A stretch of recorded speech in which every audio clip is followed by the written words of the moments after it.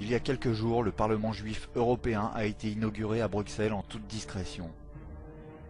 Une assemblée où seront débattus les sujets relatifs à la question juive en Europe. Les juifs seront représentés par 120 parlementaires. Notez que ce Parlement se trouve dans le même bâtiment que le Parlement européen.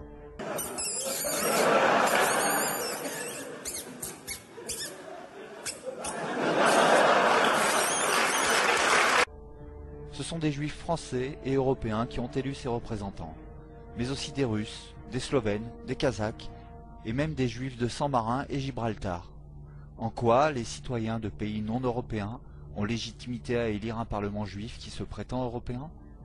Ces 120 députés du Parlement juif européen sont censés représenter 47 pays.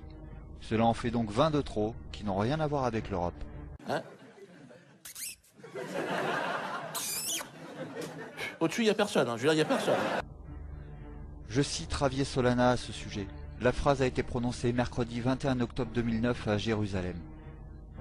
Israël, permettez-moi de le dire, est un membre de l'Union européenne sans être membre de ses institutions. L'État juif, a-t-il souligné, est partie prenante à tous les programmes de l'Europe des 27, notamment dans les domaines de la recherche et de la technologie. Il poursuit. Aucun pays hors du continent n'a le type de relation qu'Israël entretient avec l'Union européenne. Un parlement juif comptant 120 députés, si l'on se réfère aux écrits bibliques, cela fait 10 représentants par tribu. Mais ça n'a certainement rien à voir. Tout cela constitue une rupture avec la stratégie du passé qui misait sur l'action silencieuse et cloisonnée. Là, le lobby qui n'existe pas semble vouloir se débarrasser de sa cape d'invisibilité. Donc là, encore plus haut. Ah bon? Là, on est tout en haut les mecs. Au-dessus c'est le soleil.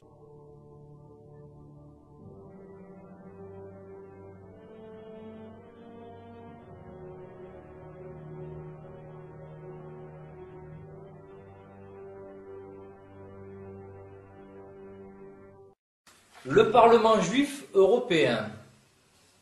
Donc, comme chacun a pu voir, il a été créé en février dernier sur l'initiative d'un richissime juif ukrainien du nom de Igor, c'est un homme d'affaires ukrainien, Igor Kolomoïski. Et je suis tombé sur Internet sur une déclaration de Roger Kuckerman.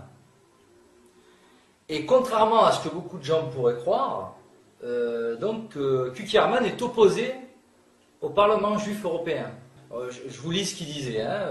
Donc Kuckerman, il s'agit d'un pseudo-parlement juif. Et il dit une phrase alors, qui résume tout l'article. Il dit « Est-il sain qu'une institution puisse prétendre nous représenter alors que nous disposons déjà de tant d'organisations représentatives de nos intérêts ?»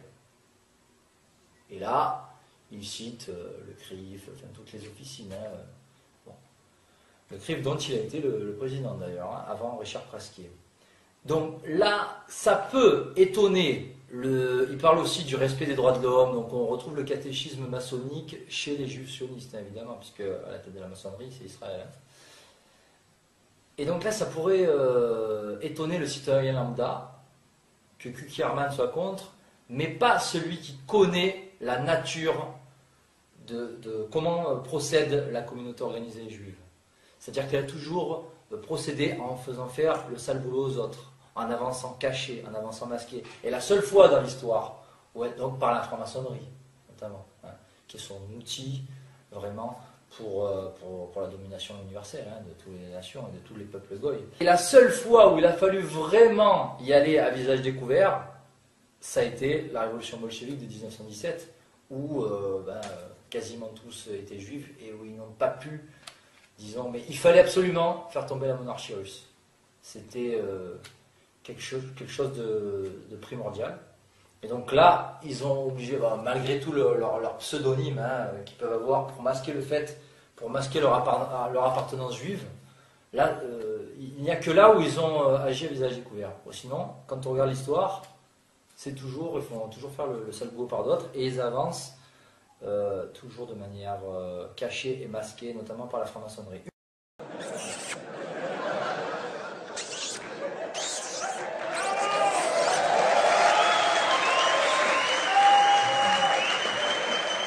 Là, on est en surface. Là, ça devient de l'art.